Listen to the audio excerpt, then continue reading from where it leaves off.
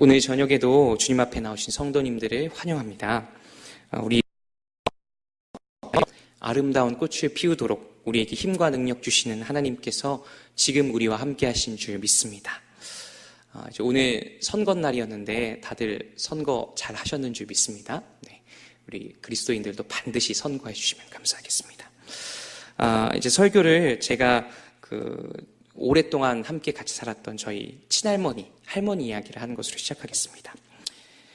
저희 부모님께서 제가 어렸을 적부터 맞벌이 하셨기 때문에 저는 초등학교 한 5학년 때까지는 학교에 다녀오면 이제 거의 밤 한 10시, 11시까지 대부분의 시간을 저희 할머니와 보냈습니다. 근데 제가 저희 할머니에 대해서 기억하는 것이 몇 가지 있는데, 하나는 첫 번째는 설탕을 한 3스푼 정도 엄청 탄 프림 커피이고, 또 하나는 KBS에서 저녁 한 8시, 9시쯤 되면 매일 하는 가요 무대입니다. 할머니께서는 늘 흑설탕을 3숟갈씩 탄 이 프림 커피를 드셨는데, 드실 때마다 저한테 이 작은 숟가락으로 한 3스푼씩 떠먹여 주셨습니다. 그게 그렇게 맛있어서 제가 지금도 프림 커피를 좋아하나 봅니다. 그리고 할머니께서는 늘 저녁 9시경쯤 되면 이제 KBS 1텔레비전 틀어놓으시고 가요 무대를 보셨습니다. 근데 저도 이제 따라 보다가 나중에 가서는 이 가요 무대 즐기는 게 이렇게 보는 게 꽤 재밌더라고요. 좀 즐기게 됐습니다. 그래서 저는 어렸을 적부터 쟤는 노래 부르면 뽕삘이 있다.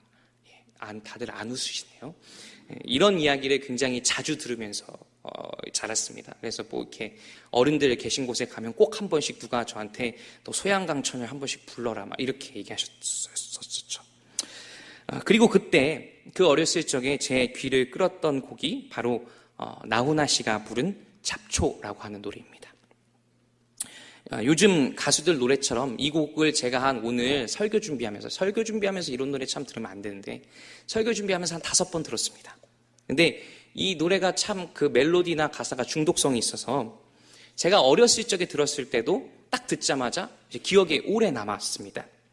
아마 이 예배 드리시는 모든 성도님들께서도 이 노래 알고 계시리라고 생각합니다. 제가 가사를 읊어드리겠습니다. 이렇게 읽으면 되게 멋있어 보이는데, 네. 사실은 이거 영상을 나훈아 씨가 노래 부르는 영상을 틀어드리려고 했는데 틀으면 너무 이제 예배 분위기가 안 잡힐 것 같아서 제가 읽어드리겠습니다. 아무도 찾지 않는 바람 부는 언덕에 이름 모를 잡초야. 한 송이 꽃이라면 향기라도 있을 텐데 이것저것 아무것도 없는 잡초라네. 발이라도 있으면 님 찾아갈 텐데 손이라도 있으면 님 부를 텐데 이것저것 아무것도 가진 게 없어 아무것도 가진 게 없네. 이 노래 가사가 말하는 잡초는 말 그대로 잡스러운 풀입니다. 근데 여기서 잡스럽다라고 하는 말은 중요하지 않고 보잘것도 없다라고 하는 뜻을 갖고 있습니다. 그래서 잡초는 이 노래 가사가 말하는 것처럼 아무것도 없이 아무도 찾지 않는 곳에서 자라나는 보잘것없는 풀을 말합니다. 꽃도 없어서 사람들이 찾진 않지만 잡초는 온 들을 뒤덮고 묵묵히 무성하게 자라납니다. 오늘 저희가 읽은 성경 말씀은 그 유명한 겨자씨의 비유입니다. 예수님께서는 하나님 나라에 대해서 비유하시면서 하나님의 나라를 겨자씨에 비유하십니다. 우리는 흔히 이 비유를 읽으면서 겨자씨가 이제 자라서 그 줄기가 굉장히 튼튼하고 뭐 이렇게 둥치가 굉장히 굵은 튼튼한 나무가 될 것이라고 생각합니다. 왜냐하면 이제 이 겨자씨의 비유가 성경에서 뭐 마태복음에도 나오고 누가복음에도 나오는데 특별히 누가복음에서는 겨자씨가 자라서 나무가 될 것이다 라고 이야기합니다. 또 우리가 상식적으로 생각했을 때 가지에 새가 깃들 정도가 되려면 이거는 풀이 아니라 나무가 돼야 한다라고 우리가 생각하기 때문에 겨자씨는 자연스럽게 자라서 나무가 될 것이다 라고 우리가 착각하곤 합니다. 그런데 제가 이전에 한번 설교를 통해서 말씀드린 적이 있지만 사실 이스라엘 땅에서 자라는 이 겨자라고 하는 이 식물은 나무가 아니라 일종의 풀입니다. 그것도 들에서 흔히 볼 수 있는 잡초가 바로 겨자입니다. 이스라엘 가면 지금도 2월에서 한 4월 중순 사이에 이제 봄 되면 사진 보여주시면 감사하겠습니다. 네, 이렇게 이 사진에서 보시는 것 같이 온 들의 겨자풀이 마치 유채꽃처럼 흐드러지게 피어있는 것을 볼 수 있습니다. 이 겨자풀이 자라면 대략 2m 정도까지 자라지만 아무리 그래도 그 위에 새들이 깃들 정도로 이 풀이 단단하지 못합니다. 왜냐하면 겨자풀은 나무가 아니라 어쩔 수 없는 풀이기 때문입니다. 그런데 예수님께서는 오늘 저희가 읽었던 성경 본문 32절 말씀에서 어떤 풀보다 더 큰 가지를 뻗어 공중의 새들이 그늘에 깃들 수 있게 된다라고 말씀하십니다. 갈릴리 나사렛 촌동네에서 자라신 예수님께서 들에 산에 흔하게 자라는 겨자풀을 못 보셨을 리가 없을 텐데, 아니 대체 왜 예수님께서는 가지도 없는 풀에, 별로 보잘것없고 잎도 그렇게 가지도 무성하지 않은 풀에 왜 새가 깃들게 될 것이다 라고 말씀하신 걸까요? 예수님께서 이렇게 말씀하신 이유는 바로 에스겔서 말씀이 있습니다.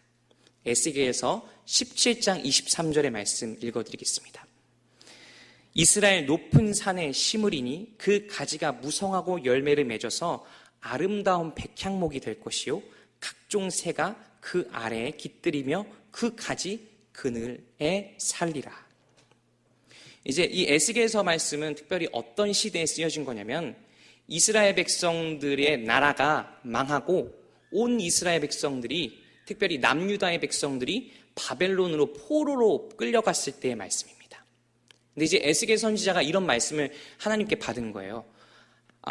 나 여호와 하나님이 너희 이스라엘을 회복하는 그 날에는 그 망가졌던 이스라엘, 그 망한 나라 이스라엘이 마치 백향목처럼 회복될 것이다. 이 에스겔서가 말하고 있는 백향목은 참고로 성전을 건축할 때 쓰이는 나무입니다. 그래서 이 백향목이란 나무는 곧고 아름답고 키가 성도 여러분 40m씩 됩니다. 둘레가 막 어른 남자 4-5명이 이렇게 팔로 감싸도 다 안 감싸지는 엄청나게 크고 아름다운 나무입니다. 그래서 이스라엘 사람들은 이 백향목이라고 한 나무를 흔히 나무 중의 왕이라고 불렀습니다. 그리고 이 에스겔서가 말하고 있는 여기 이 17장 23절에 나오는 각종 새들은 이스라엘 백성들 주변에 살고 있는 다른 나라와 민족들을 말합니다. 그러니까 에스겔 선지자는 하나님께서 이스라엘 백성을 회복시키는 날에는 이스라엘 나라가 이 백향목처럼 곧고 높아져서 열방들이 이스라엘 백성들을 의지하게 될 것이다 라고 말하고 있습니다. 즉 백향목이라고 하는 이 소재는 하나님의 은혜 속에서 회복된 강력하고 아름다운 이스라엘 나라를 비유하고 있는 것이죠. 자, 그런데 오늘 본문 속 예수님께서는 이 이스라엘을 백향목에 비유하는 에스겔의 비유를 이제 살짝 틀어서, 살짝 꼬아서 그 백향목 자리에다가 겨자풀을 집어넣으셨습니다. 그래서 아마도 예수님의 이 겨자씨 비유를 듣는 이스라엘 사람들은 예수님 말씀 듣고 코웃음을 쳤을 겁니다. 이렇게 이제 생각하면서 말이죠. 뭐라고? 아니, 하나님 나라가 겨자풀 같다고? 하나님 나라가 얼른 임해서 우리가 사는 이 나라가 백향목처럼 높고 강해져도 모자랄 판국인데, 아니 하나님 나라가 저 들에 있는 잡초 같은 겨자풀처럼 이루어지면 어떻게 되는 거야? 그런데 대체 왜 예수님께서는 하나님 나라를 설명하기 위해서 높고 아름다운 아름드리 나무인 백향목이 아니라 겨자풀을 선택하신 걸까요? 왜 예수님께서는 크고 아름다운 백향목 대신에 작고 보잘것없는 어디에서나 흔히 볼 수 있는 겨자풀이 하나님 나라에 대한 더욱더 적절한 비유라고 생각하셨던 걸까요? 성도 여러분, 과거에 한창 교계에 이제 고지론과 미답지론이라고 하는 것들에 대한 논쟁이 있었습니다. 이 중에서 이제 고지론이라고 하는 것은 하나님을 믿는 성도들이 이 세상의 각 분야에 높은 자리를, 즉 고지를 선점해서 그 고지로부터 세상을 변화시켜야 한다라고 하는 그런 주장이었습니다. 근데 반대로 미답지론은 뭐냐면 그리스도인들은 사람들이 한 번도 안 가본 곳, 사람들이 거들떠보지도 않는 세상의 낮은 자리로 가서 거기서부터 세상을 변화시켜야 한다라고 하는 그런 주장이었습니다. 근데 이제 여러 목사님들께서 교계에 기독교계에 김동호 목사님 하여튼 이름만 대면 아는 목사님들께서 이 고지론과 미답지론 중에 뭐가 더 적절하냐라고 하는 논쟁에 참여하셨고, 그 논쟁은 이제 그리스도인들로 하여금 우리가 어떻게 사는 것이 더 합당한가에 대해서 생각하게 했습니다. 그런데 오늘 에스겔서 17장 23절 말씀에 이 백향목을 겨자풀로 바꾸시는 예수님 비유는 우리에게 고지론과 미답지론 중에서 어떤 게 더욱더 예수님 생각에 가까운지를 알게 합니다. 예수님께서는 본문의 비유를 통해서 하나님 나라라고 하는 것은 백향목과 같이 높고 아름답고 권세 있는 것과는 거리가 멀다는 점을 말씀하고 계십니다. 즉 하나님 나라는 그리스도인들이 이 세상의 높은 자리에 올라가서 자신이 가진 힘과 권세, 능력을 이용하고 사용해서 다른 사람들한테 영향을 끼친다고 해서 이루어지는 곳이 아닙니다. 예를 들면 몇몇 기업들 보면 이제 사장이 이게 실명을 거론하면 조금 그렇죠. 근데 아마 이런 기독교 기업들이 꽤 있습니다. 큰 기업도 많고요. 근데 이제 사장이 크리스천이어서 사내에서 의무적으로 예배를 보는 곳이 있습니다. 근데 물론 이렇게 사내에서 사장이 직권으로 의무적으로 예배를 보면 실제로 믿지 않는 직원들이 전도가 되는 선한 결과가 나타나기도 합니다. 그런데 문제는 이러한 소위 크리스천 기업들이 직원들한테 예배 참석을 강요하면 이제 직원들한테 기독교에 대한 반감이 생긴다는 게 문제죠.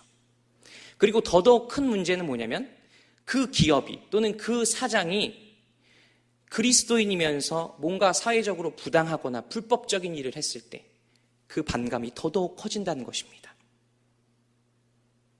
이처럼 백향목과 같은 크고 고진 나무들, 그런 나무들이 비바람에 쉬이 꺾이듯이 우리의 힘과 능력 위에 하나님 나라를 세운다면 그 나라는 세상의 풍파에 쉬이 꺾여버리고 말 것입니다. 이에 비해서 오늘 본문에서 예수님께서 말씀하시는 진짜 하나님 나라는 높은 곳에서 시작하는 것이 아니라 겨자풀이 자라는 들과 같이 낮은 곳에서부터 시작합니다.